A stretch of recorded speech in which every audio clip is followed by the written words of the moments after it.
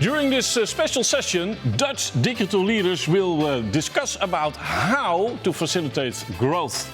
In this first episode, it's all about leadership. Let's dive in.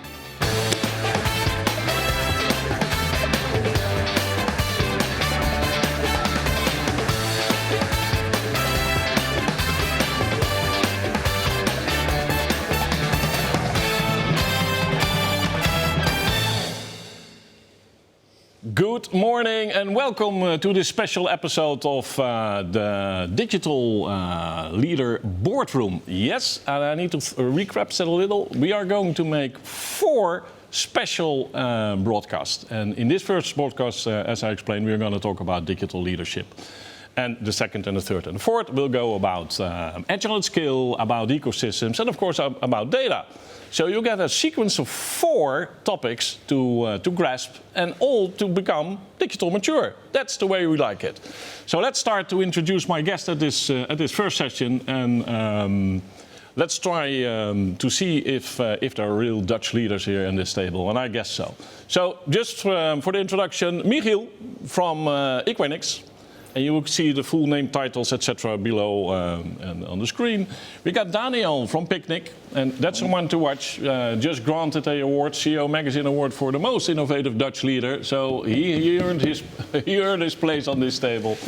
We got Karina from KPMG, and she's gonna explain also later on setting the scene, so to speak, right? Yes. Like we try to do in each and every topic.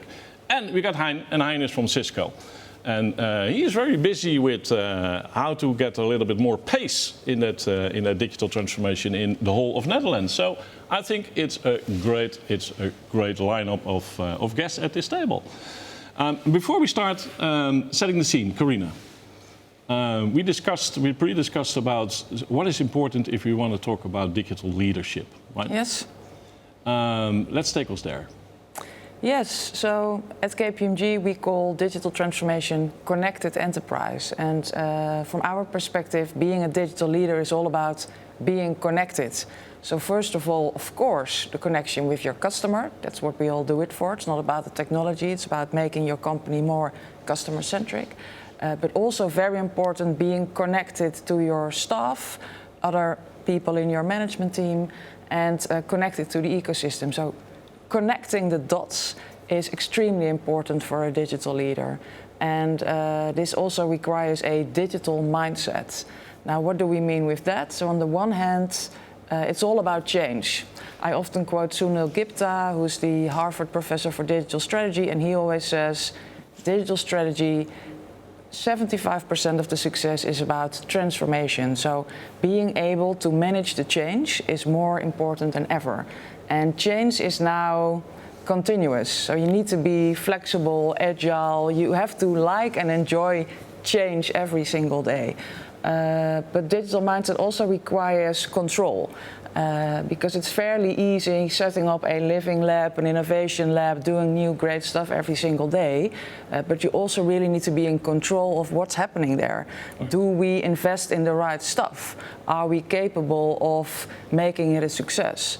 So it's on the one hand being in control, and on the other hand being a change leader. So it requires some, we call this ambidexterity, being able to control, being able to change. And also on the other X, we say you need to be on the one hand really external focus, really understanding what are the client needs, what is the new technology out there in the market, but also a really great focus on the internal organization, because nothing changes until the people change. So you have to be able to get everyone on the bus, right, moving towards that digital goal, and also being able to explain it to your people. Where are we going to? So a digital leader, well, it's a great person because he's capable of doing a lot at the same time. Right. Or she, I must say. Yeah, well, she, and especially in this case, not only because the fact you are a partner with KPMG, so from the business advisory perspective, but you have also managing for the past 4 years the digital transformation within KPMG itself, right? Yes, that's true. So I had the pleasure from 2016 to 2020 to be responsible for digital and innovation at KPMG. which was a great journey because, of course, as a strategy consultant, you can write a plan, but executing it is something completely different. You guys know all about that. I experienced myself that, getting the technology stack there is very complex. Getting a funnel of innovations is complex, but managing the change and actually moving to another digital business model getting everyone on the bus and making sure they stay there, that's an entirely different ball game. And doing that, I thought that was really interesting to manage that and the stakeholder management it requires. And also connecting the different roles in the organization. So the IT person, the marketing responsible person, the business, and connecting those. I often see at our clients that it's either the CIO or the chief marketing officer who feels responsible for instance, digital sales. But of course, they both need to do. Yep. And it appears to be so obvious, but at the end of the day, I see many corporate clients not doing that in the right way. So really being able to connect is of the utmost importance. Yes. That's good to see. So we can talk with you about the fact that you wear two hats, so to speak, right? We have just a small slide to emphasize on connected capability. So what you try to say as a KPMG is that you need a holistic view, right? It's not about ticking 1 or 2 or 3 or 5 of those boxes, but it's about... Right, so like 7 or 8 or 10 years ago when we talked about digital transformation, we still had to convince our clients, technology is coming, you need to be out there. Well, now everyone knows that, of course, we're all in the midst of that change. But often it's still the chief technology officer or the CIO who's really driving it. But this is in German Chefsache. So, the CEO really needs to be responsible and be able to manage on those 8 capabilities. We did this research together with Forrester, and it shows that if you manage those 8 capabilities at the same time at a certain maturity level, that's when you really reach the customer and create 2 times as much impact. So it's about managing the customer journey. It's about your supply chain, making sure that your goods go to the customer as soon as possible. But also, one of the capabilities here is the aligned and empowered workforce. So just one to enlighten on, that was that mindset framework. And I think this is the basis what we want to get on this table of, right? So again, how important is that discussion about the digital mindset? Well, within your customers, what do you see happening there? Well, it is very important. So the other week I talked with a client. We work a lot for the incumbents, so the companies that have already been out there for 30 or 50 or 100 years old. And they have often a group of staff members who have been there for 30 years. And how do you create a digital mindset with those 3,000 or 30,000 employees? That is often the question.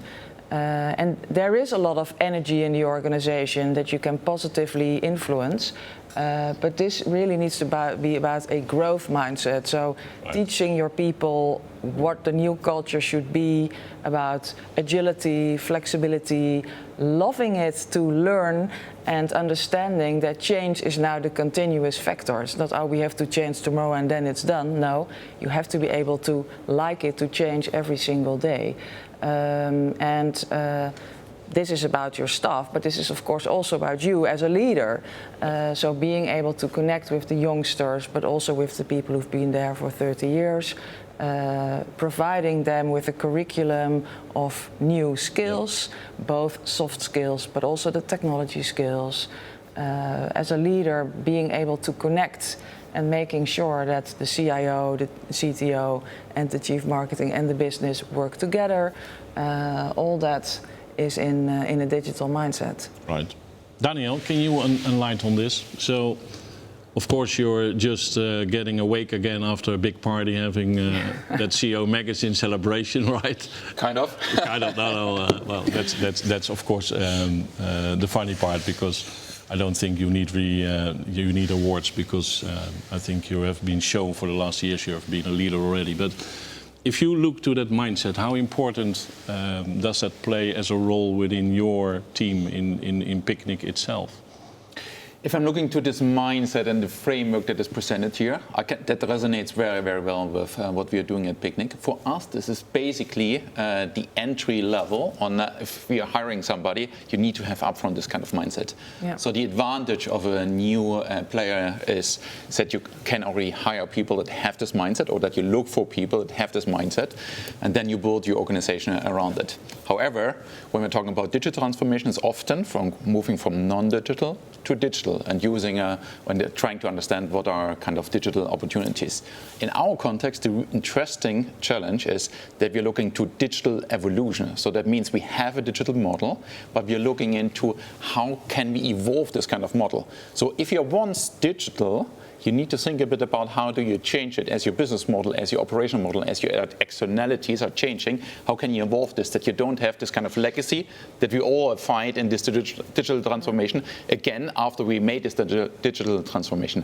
And that is probably one of the most interesting challenges that both the incumbents but also startups and scale-ups have these days. Right.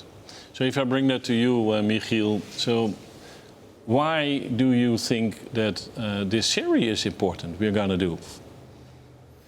Well, that's a good question. You know, the journey, when you set out on a transformational journey in the digital world, it's really complex. And I think whatever role you play, you always need help and inspiration.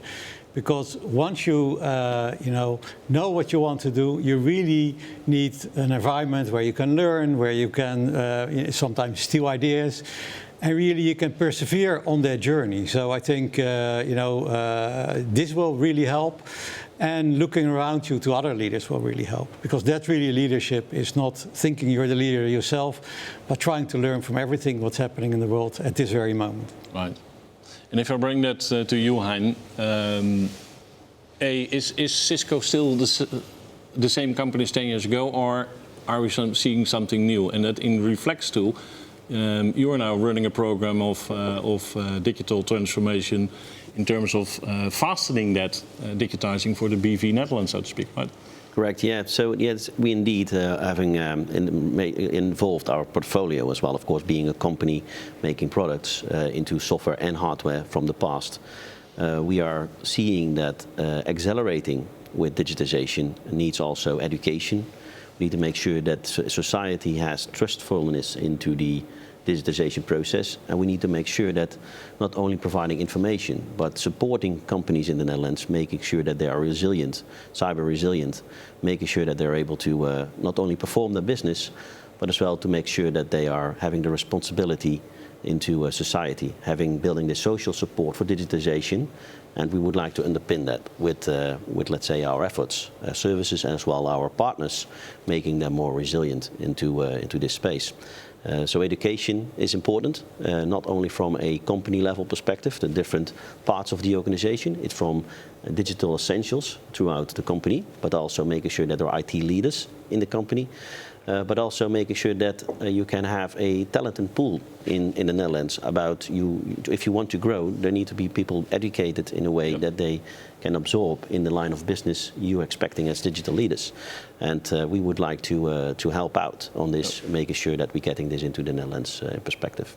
It's always nice to see that that companies such as Cisco has tried to facilitate the innovation within the ecosystem, so to speak, right? Correct. And that's an interesting part. So, okay, let's deep dive in this digital leadership. So let me start first, of course, with Daniel. So to what extent does your digital leadership influence the strategy and the roadmap for Picnic? That's actually a very interesting question, because if I'm looking to my roadmap, to the digital leadership that I'm bringing from the tech team and as a CTO, this is not so different, or this is basically also the company strategy. So what we have as a tech roadmap or as a technical leadership, this is very closely interwoven with the business roadmap. So what many organizations are trying to do is they are connecting a technical roadmap with a business roadmap. So they're trying to see how can technology be an enabler. But for us, it is basically the other side of the coin. So when we are doing, for instance, roadmap planning, then there's always a business initiative on the left-hand side, and on the right-hand side, a technical initiative. And both are very closely linked with each other. And we're looking into what can technology both enable and accelerate, and what is the kind of the business implementation of it. So therefore, business and tech are just two sides of the same coin, and that's probably the most important element of digital leadership. Yep. And how different does that address us in terms of, and I don't think Picnic is a scale-up anymore. Nope. It's serious and it's here to stay. But you referred earlier to that incumbent, right? Yes. So he's talking about the two sides of the coin. But we've seen, well, we have done only 55 CIO TV broadcasts, but we see different coins, so to speak, right? Yeah, well, at the end of the day, I think it should be like this in any company. You know, technology, maybe 30 years ago, it was basically, the CIO was basically, let's say, the business support role. But now it is the most pivotal for the success of almost all companies. And in China, it's very normal that everyone says, oh, I am an insurance company, I am a technology insurance company. In Europe, we're not really used to that yet. But at the end of the day, that's the case. So business and technology, they should always be on the same page. But I still see that many companies struggle with that. So, for instance, in the car industry, we now see that BMW, Volkswagen, they all said, we want a direct customer channel. Now, this has a huge impact on the local market. So how are you going to deal with that? That is, of course, Chefsache, and technology and the CEO and the business, they need to come together and have a clear joint roadmap. But it's difficult because often we see that companies and managers still get incentivized based on the old business model. So if you still get your KPIs focusing on how many cars you sell in a certain shop, of course you're not going to carry the new digital business model. So this all comes into play, and the CEO really needs to manage all of those factors in order to move to that new digital business model. And it needs to be done fast. Yeah. So that brings you to Dani. And what's your incentive? Well, the incentive is basically technology builds the opportunities for tomorrow. So in the past, a CEO or a kind of a business leader was setting out strategy for tomorrow. But what is happening today is that typically technology leaders are building opportunities that a CEO can realize day after tomorrow. But one thing what we are not highlighting too much currently is also what is the role of people. So we started with there's a lot of education and culture, etc. aspects in organization. But if you look to how companies are organized, there's some from a couple of business teams, then there's maybe an IT team, and then somewhere you have an HR or a people team. But what we have chosen in Picnic is that we are embedding the HR teams as part of the tech teams and part of the business teams. If you're truly make your technology or digital transformation and a people topic, then HR cannot be a separate team. It needs to be part of tech and needs to be part of a business team. Right. So Michiel, if you hear this discussion, so how does that reflect in your discussions with many of your customers? And especially in terms of, do the digital leaders have enough influence in that whole discussion, right? Yeah, of course, the influence is important, but I would translate that into urgency. I think, the most important thing for companies is how do you create urgency? And urgency can be positive, do we create competitive advantage with a new ecosystem? But it can also be negative, if we don't create urgency, what is going to happen to our company or to part of the business? And I think if you bring that together, and not only at the level of CEO, of course, the CEO needs to be urgent, but it's really, all the members of the company need to find that urgency or need to be able to translate that to their own work. And if that urgency is there, I think you can set out on that journey and you'll be successful. If you don't create that urgency somewhere, because urgency starts small and usually becomes big. The bigger your project, the bigger your transformation is, then you really can, be successful.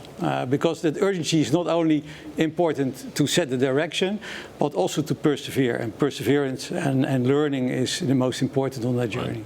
But are we sufficient aware of the fact what technology can bring us in terms of advantage, Hein? You're running a program especially for this, right? Correct. So somewhere lies probably the answer already. No, yeah. So there is to come back on the topic you just mentioned. It's also the urgency, but also timing. Let's say in organization. In my previous role, this was incubation of companies we acquired. Indeed, the culture of people coming into the company, in as well the different expectations, to set the expectations soon, as making sure that you guide them through the different stages, as you just mentioned, about expectations in the journey of the next steps of the organization is going through, by making them not only integrated, feeling integrated, but also making sure they are part of the destiny in the integration of the solutions. And yes, indeed, making sure that we are helping and supporting, as in my current role as country digitization acceleration in the Netherlands, DVN, Digitale Versnelling Nederland. We are encouraging not only companies, also institutes, in a way that we know what to do for creating this next evolution, because only then we can really answering the questions of tomorrow. Right. So not only from a company perspective in the operational excellence or making sure that we can gaining new market segments, but it's also about making sure society is making the next steps. Right. And that's where the organization is contributing in the Netherlands. So Karina, where are the pitfalls, or what do we need to overcome? Well, I think Daniel's remark about HR was spot on. So when I look at my client conversations, I think the awareness is now moving into the right direction, but now it's all about execution. And in the execution, there are many challenges on, okay, when we look at our 4,000 staff, how do we get everyone with the right skill set? But also, it's hardly ever possible to retrain everyone, so you need to get a good influx of new staff. Where do we get those people, especially in the current war on talent? How do we create a culture that embraces the digital mindset? So there's a lot in the learning and development space. How do we create this growth mindset, making sure that everyone wants to learn? And how do we as leaders give the right example? Living it to be not only the control manager, but also the change manager who also likes to receive feedback him or herself, showing his weaknesses sometimes, and living the example of the digital mindset person. Yeah. So, and if I bring that back, Daniel, so what do you really think? So if we really talk about digital leadership in your perspective, right? So you're not coming from the incumbent. You have been a techie, so to speak, your whole life, right? So how strange does it feel that you suddenly need to emphasize on the digital leadership, right? It is, on the one hand, certainly a little bit an unusual situation, because it is something that came to not just myself, but in general to the startup and scale-up space pretty natural for a while. But what I see is that there's a lot of lessons learned from the startup and scale-up world that incumbents and the traditional companies can learn and copy. But on the other hand, this is a two-way street. There's also a lot of maturity in an organization that exists already for 20, 30, 40, 50 years that has been going through transformations. So if you are a company that is 100 years old, you went through transformations. It was not as fast as it goes now. So now what earlier transformations typically went for 10, 20 years, now we see this compact in just a few years. But overall, those companies have already a DNA that change can and will happen. And they are still alive, so therefore there's a reality that they can change. So they just need to remind that if there's a change, then you need to see a little bit on that you adapt to the change and that you find a way to be ahead of the curve and not behind it, and that you learn as much as possible from all the other players in the space. So actually you say that two-way street, and probably that will resonate very well with Michiel and myself, right? So in terms of seeing the movie, got a T-shirt, right? In terms of being there, having a couple of mistaken transformation or what? That is something what is especially interesting for that digital leadership for startups, scale-ups, not making twice or three times the same mistake, etc. Is that what you try to say, Daniel? Yeah, right. That is certainly the case that I'm trying to say. There are two things. Number one is you should learn from the ones that went through a transformation. The other one is, if you're running such a transformation program, you need to be aware, if you don't succeed, that you can run a second or a third iteration. So you should not put all bags in a single basket, and that you try to make this kind of big bag kind of transformation as incremental as possible. And this is not always possible, that is certainly a reality, but make it a kind of a transition where everybody can come along the way. And we were talking about, for instance, growth mindset. To be very frank, having a growth or not a growth mindset is not a binary thing. So there's a spectrum, and you can be on the spectrum on one or the other end, or you can be somewhere in the middle, and you can grow along your journey. And just make everybody part of it, and then how fast you can grow towards a growth mindset, pun intended, then you can certainly also transform your organization. Right. So Michiel, if you look to this, so what does it mean for your own organization? Is Equinix in this case transforming like hell, or? Yeah, we have been on an interesting journey because just slightly over 25 years, we were a small startup ourselves, and now we are a market leader worldwide with over 10,000 people. So it means that the first part of your journey, you can really change fast, you can do a lot of things and be agile. At this moment, we are becoming a larger company, and learning and transforming is more difficult. But I very much agree with Daniel. You still need to have that mindset where you say, I am allowed to fail. Although every project you do, you really have to get in with all your heart and all your passion, and you have to think you're going to succeed. But at the same time, you will get a second chance, and you will have to iterate, because we are in a world where every day things are changing. So you never know the end point. And if you're setting out on a transformational journey, we are, for instance, going more and more into service-like products and services. You have to go into an unknown. And if you want to venture into an unknown, you have to be open. You have to think, I'll try this, but I might end up somewhere else. And I think that's the journey we're into now. And I hope we keep growing. And I don't know where we're next, but I think it's really rewarding to be in a company where you go like that, and where you have the opportunity to make mistakes and fail, and learn and become better. Right.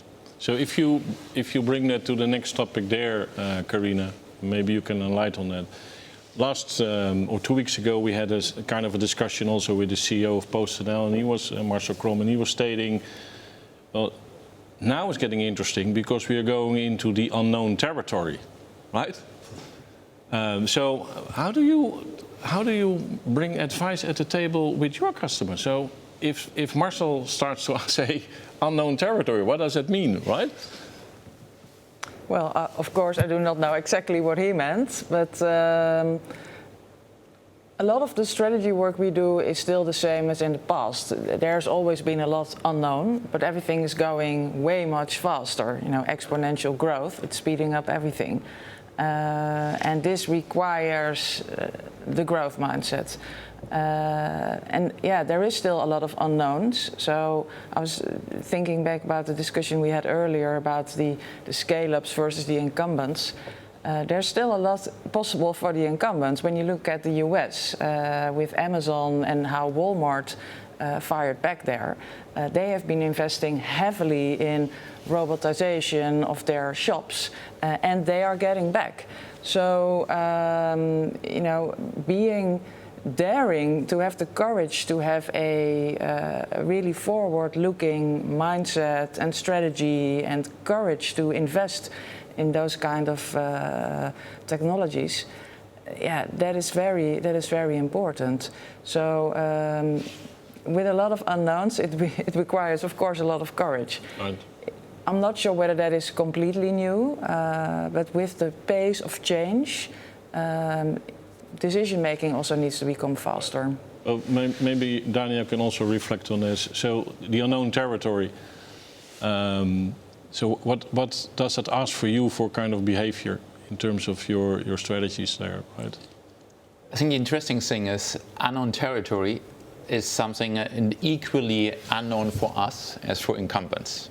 The difference in a startup and scale-up is that you feel more comfortable with the unknown. It is frightening typically for incumbent. It is something that you embrace in a startup and scale-up for a very simple reason, because you can go blue ocean in unknown territory, while in the known territory you will always be a kind of a red ocean type of strategy. But I would like to challenge a little bit what was said earlier about the scale of a business. Typically I hear from larger traditional companies that they don't move any longer so fast because they are big and they need to align all kind of stuff. But this is actually maybe just a scapegoat. You should challenge yourself and asking, can you not just continue to run agile and like a startup, even if you're a few thousand people? We are now 7,500 people. So that is comparable to like many traditional and bigger companies. We're a bit younger, that's true, but the size is the same. You can still innovate in a very fast way with a larger organization. You just need to keep the kind of mindset and should not take an excuse that you are older, that you move a little bit slower. That's an interesting thought. Hein, respond on this, Yeah, please. I think so, yes, because indeed we, as a Cisco, is quite a large organization.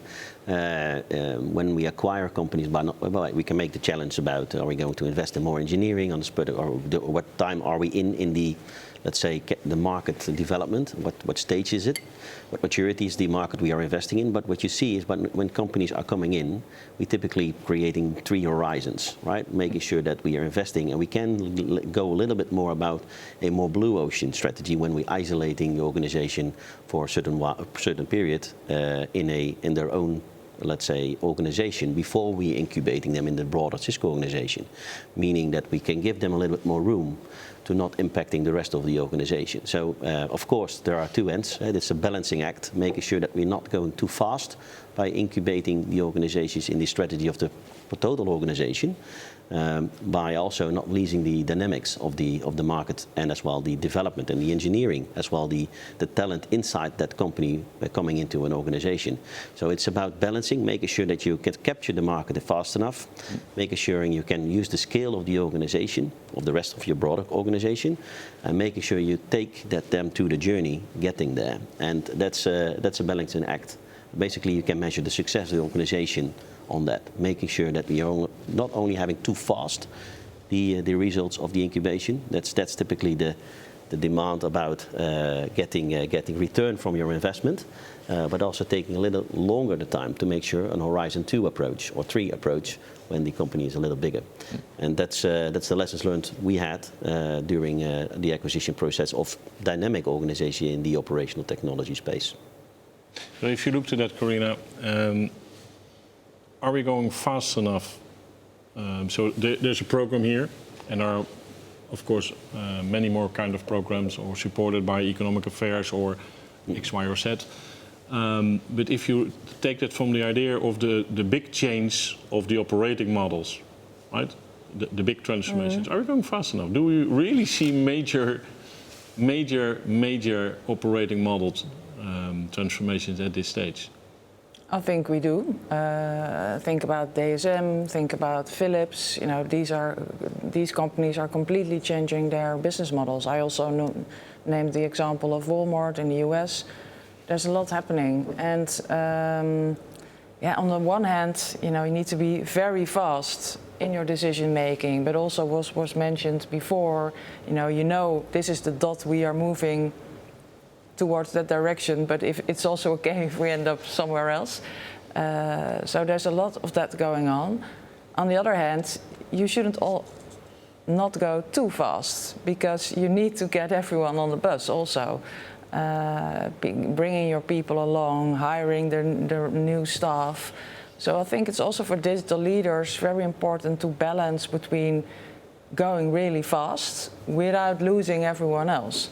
And I experienced that myself. It's fairly easy to have a plan on, okay, we're going to invest in these technologies, but then, you need to get the people in who are capable of coding in that new technology. You need to explain it to your management what you're doing.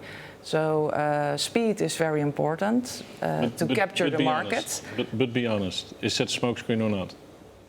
No, and what I refer to that, if you're going to wait that adoption is covered, so what does it mean in terms of your global competition, for an example, right? So do we really say that, yeah, but adoption and culture and speed, or do we need to go, right? So that's the answer often what you're trying to look, right? It also really depends. That's what I mean with smokescreen. Yeah, I think it also really depends on the market you're in. In the B2C, it's very different than in the B2B. Which many of the Dutch companies are in the B2B space. In B2C, well, what we've seen, of course, with Just Eat Takeaway, they really want to capture the market and they really need skill for that business model. There are also a lot of B2B companies who can take a little more time. So I think it's important to differentiate between those. Yeah. Well, let's bring it. But it's actually a dangerous assumption, because we know that B2B is just lagging a little bit behind of what happens in B2C. So basically what we see now in the competition of B2C is we will see in the next years also in B2B. That's number one. Number two, I think the question is, the real question is, what do we take as a benchmark if we are answering the question, are we moving fast enough? Your answer was mainly referred to how fast can the organization, in the way how they are structured and et cetera, actually move and transform. And you're definitely right that they are moving very, very fast compared to what they organically can do. But my perspective would be a different one. If you take a benchmark of your kind of industry and then how fast are companies transforming and moving in US or in China or wherever else, then I think potentially you could come to a slightly different answer. And that is, I think, two perspectives that we need to marry in one or the other way. Yeah, I agree. And there's also, I was expecting you would move into the customer direction, because there you see that the customer, they experience only one world. And they expect Belastingdienst as a customer service to be as fast as Picnic picking up the phone if there's something goes wrong. That will never happen. This is really the case, right? So a customer doesn't differentiate between the service of a government organization or a Booking or a Picnic. They just want it to be fast, service-oriented, etc., etc. So, the underlying reason for this is that transition of customers between different B2C companies is pretty easy and seamless. But we will see the same also in B2B. It will also get easier that businesses that work with a B2B vendor can easier transition between different kind of vendors, and then you see exactly the same kind of dynamics that we see now in B2C, and will be the same challenges. Michiel? Yeah, I really like Daniel's remark, because I think if you work in this industry, you have to be a little paranoia. I mean, if you benchmark yourself and if you're happy with your transformation, and yes, we are doing great things in the Netherlands, many companies are doing great work, but is it good enough? I think that should really always be at the heart of the question. And, like Daniel, we have an international outlook. We see what is happening in the international world because we're part of that worldwide platform. And then you start wondering, are we fast enough, and what's happening? Because if other ones are faster, whether it's from the US or China, or are we able to keep up? And fortunately, I think as the Netherlands, we're in a really good spot. But our industry is changing so fast and so rapidly. We can be in a different spot in 5 years.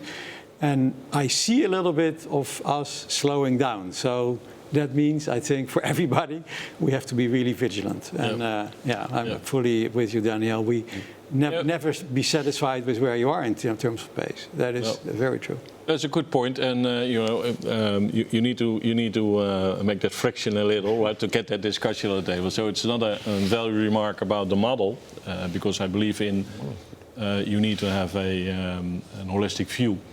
But I think there's a lot of discussion, and that's why there are these kind of programs more and more popping up.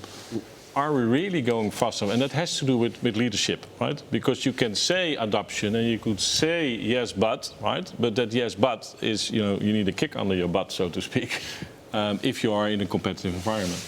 So just I want to make a quick one here is, so the external factors. So what are the external factors, for an example, in your way, that will affect on that change of your operating model, your business model, your operating model, in as such?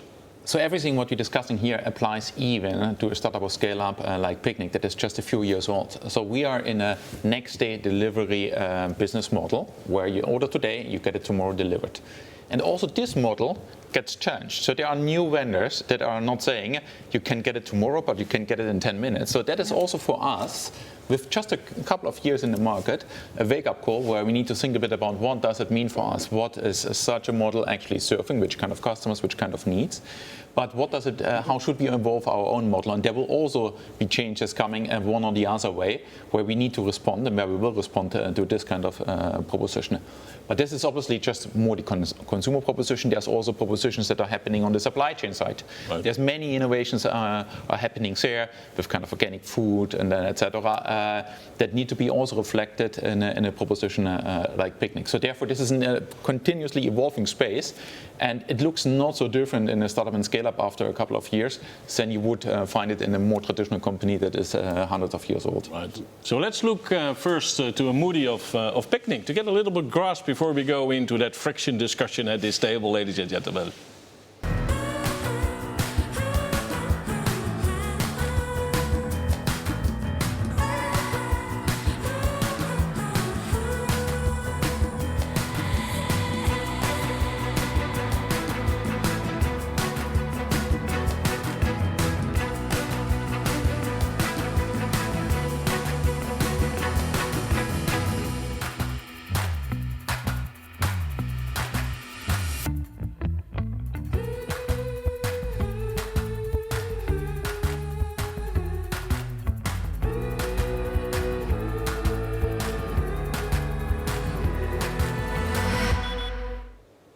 But what do we see, Daniel, in just a couple of sentences? Because we've got another clip, and I want to elaborate also on that, because that's a warehouse thing. But what have we seen here in terms of your external influences, right? So Factors. we have seen a couple of shots from the office, a couple of shots from our distribution centers, and from the last mile customer touch point.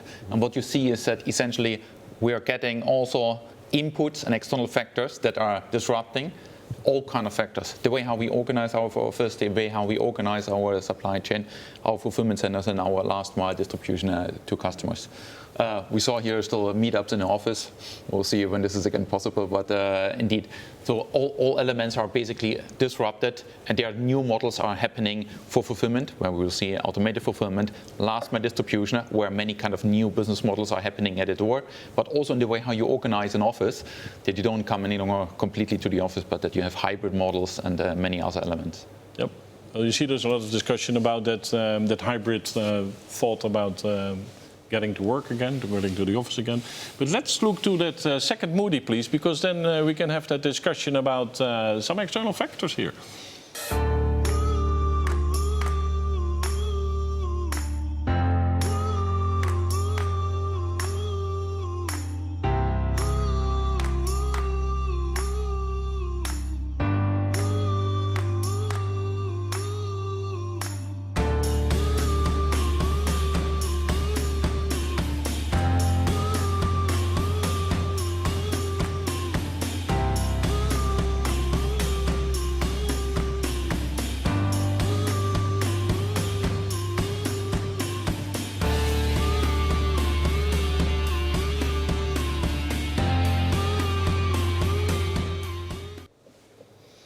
So suddenly your core is not being the milkman, but suddenly your core is running a seamless operation on warehousing, right?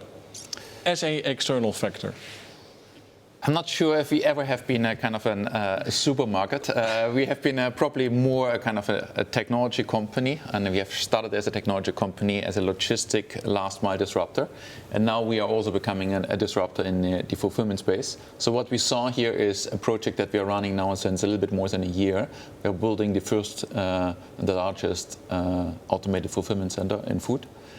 And that is something which is pretty unique, because normally we are seeing just the kind of the ready-made things that Amazon or others have built. Here you see this now in the build-up phase. It's not live yet. We will bring it live in a couple of months' time. But that will allow us to deliver to even more customers with the same type of stuff, but also in a much more automated way. Yep.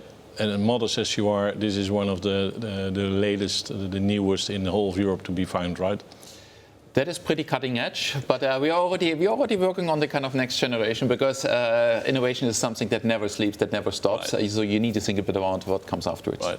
So Karina, if you see his moving, and of course both Joris and Michiel, they often call themselves the milkmen, right, to get a little frame. But if you see a total transformation of an operating model here, right? So that last mile is in distribution is getting it. So what does it mean? If you really look then to how do you set up in terms of, for example, your holistic view, right? Well, it's very interesting to see, and I love how Picnic is moving the technology forward continuously. And incumbents are also doing this, right? And what you see in the Dutch market, for instance, is that some of the old brands we've known, they basically said, please buy our company because we cannot keep up with this pace. So there will be only a few players in the market who will actually take this battle. I mentioned this before, it's like a public secret that hardly any of the food retailers are making money with their digital model yet. So it's difficult to predict how this will play out. And what I also, as a person, found really interesting, you know, I'm a real early adopter for new technologies. I love all the digital business models. But we also have the discussions about sustainability. We have the geopolitical discussion. So I'm really, really curious where we will be in 10 years and what those external factors will do with us. Because at the end of the day, we say, yeah, we want everything now. I want to order something online. It needs to be there in a few hours, in 15 minutes. We also see those business models in the large cities. But what does this mean for our sustainability, and what do we think about that?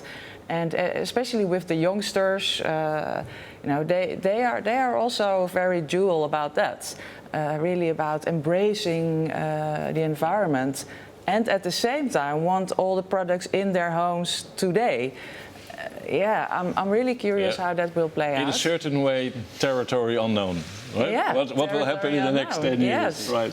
So if you look to these kind of transformations and these kinds of ideas, Michiel, so how do you, with your own organization, are emphasizing on this, right? Because then suddenly it's not a regular business, right? Suddenly you need to bring that edge. You need to support that edge, as for example Daniel's explaining. You need to bring that on, right? Yeah, you know, I see this as a really good example where you think about an ecosystem. You don't think about a product anymore. You really think about an ecosystem, and it's all about communication with the right, you know, whether it's your customers, your logistical, your partners, etc. And it's bringing that together. And I think that is really what you see everywhere.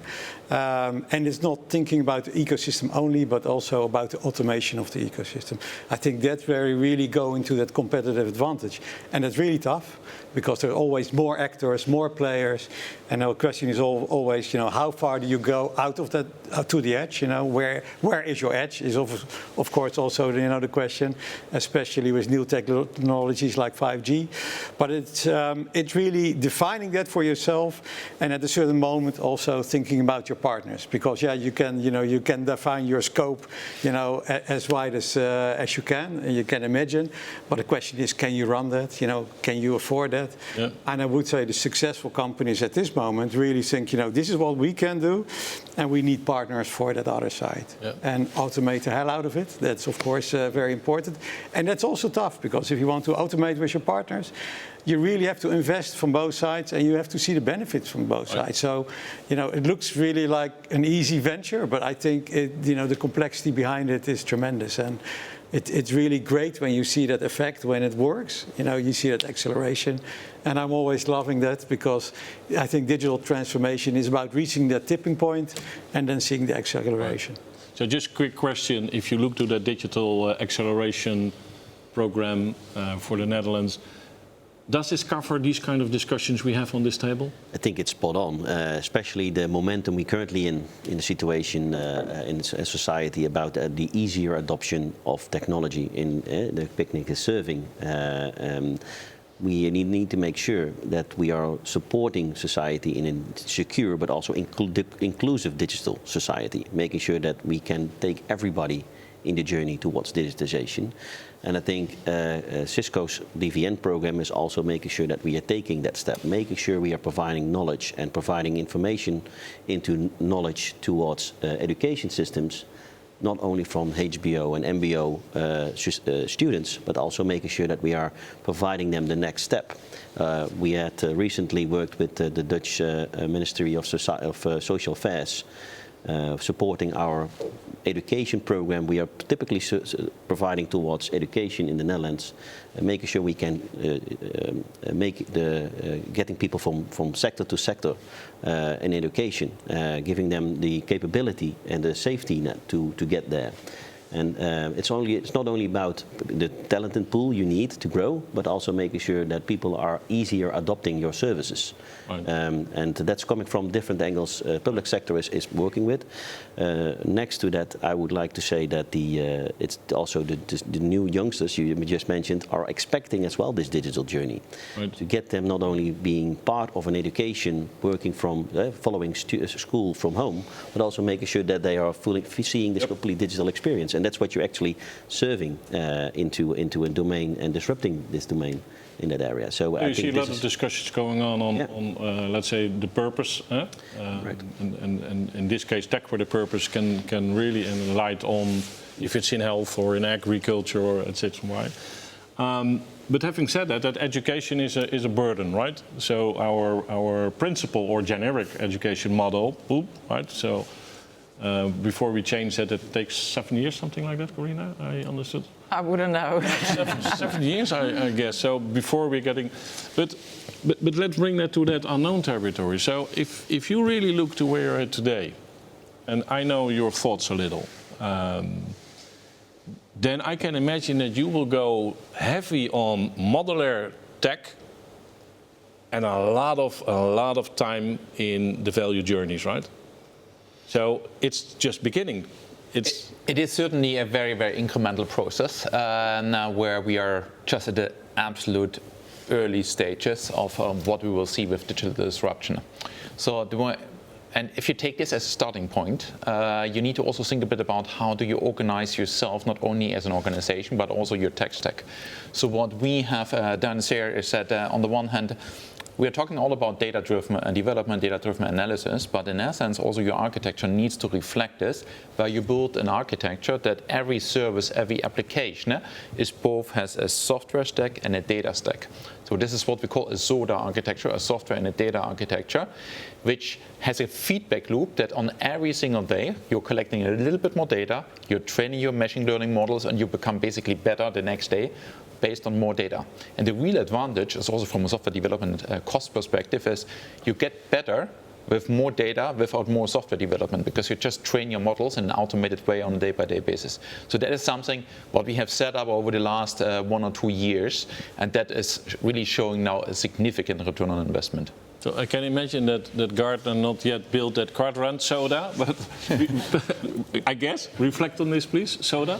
Yes, well, it's so cool to be here because you learn something new every day, and I think these are the kind of new steps. I'm not an expert on this, but this sounds great, and I think Daniel, as a CTO, knows all about this.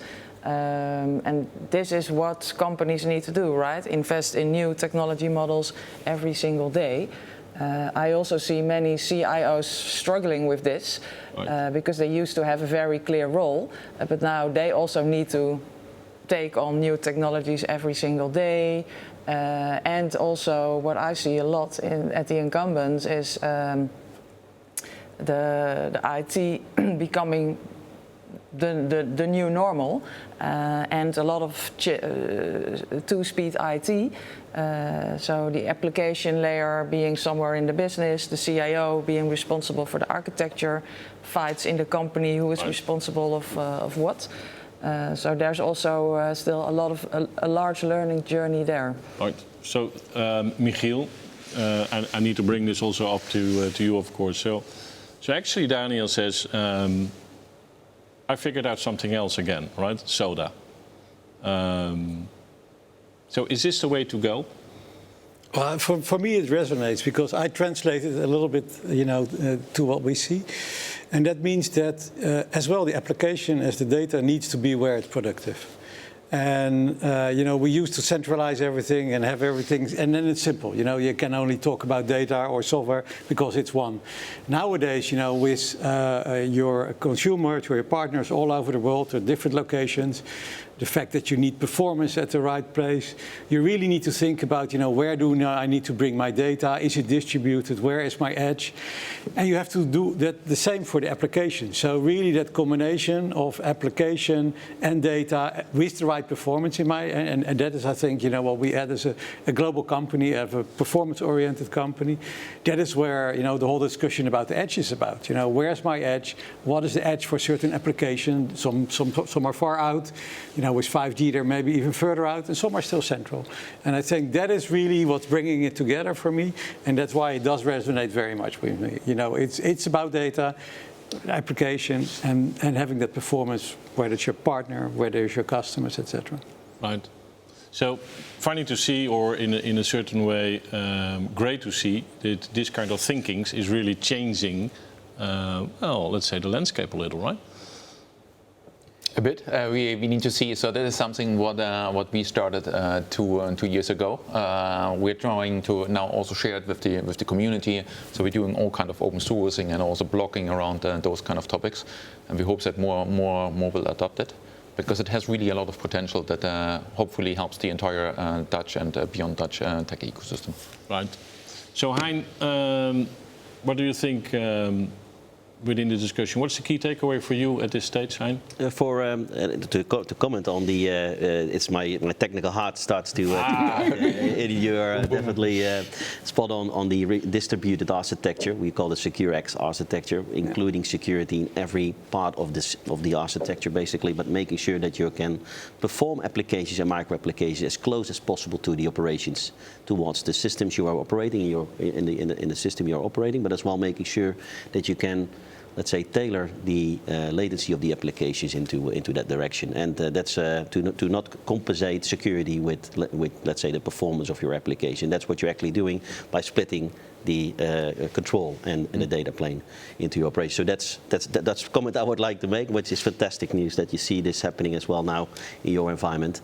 We had a project earlier in the Netherlands with the Port of Rotterdam by making sure that we can make highly visible applications for operations into the port to actually come close to the architecture you just mentioned, but as well focusing on doing this with the security in mind, making sure that we're making a more resilient infrastructure by performing the applications where it's best to perform.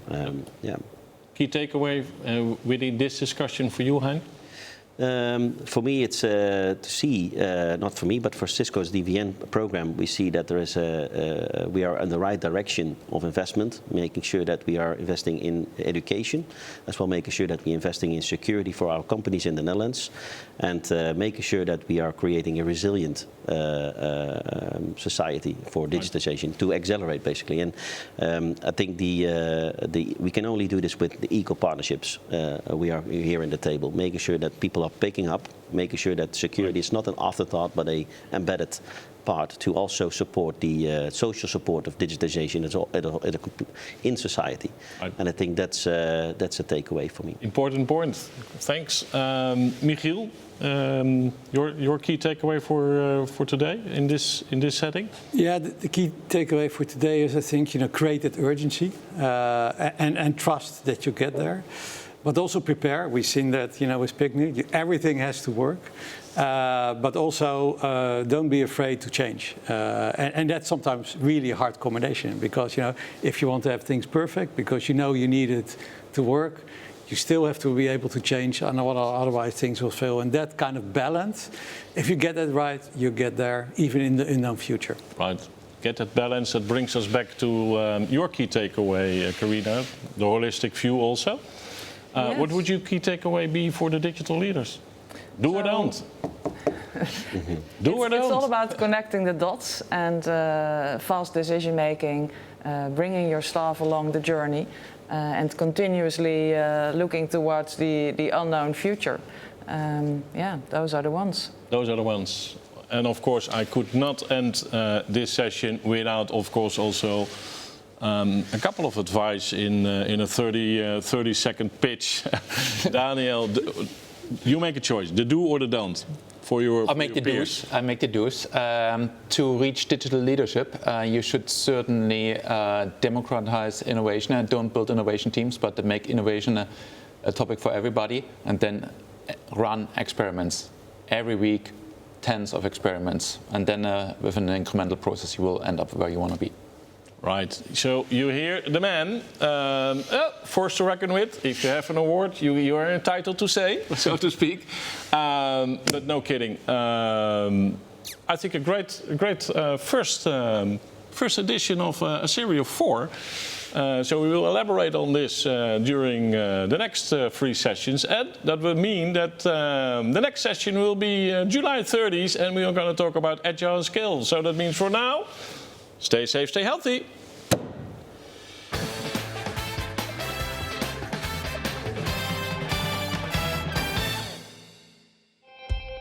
Every connection, every link, every purchase, every update, download, trade, refresh. Every yes, I'm still watching, and turn left here. Equinix is everywhere. As the world's digital infrastructure company, we connect places, partners, and possibilities. They all come together on Platform Equinix. Harnessed by the world's digital leaders, our global interconnected ecosystem is ready to power your success.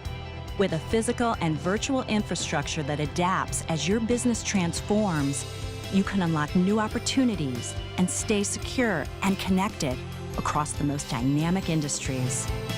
You lead the way, we cut the lag. No buffer between start here and go anywhere. And with every leap forward, we look ahead to do better, in service to our communities, to our team, and to our customers. Together, we enable the innovations that enrich our work, life, and planet. Equinix.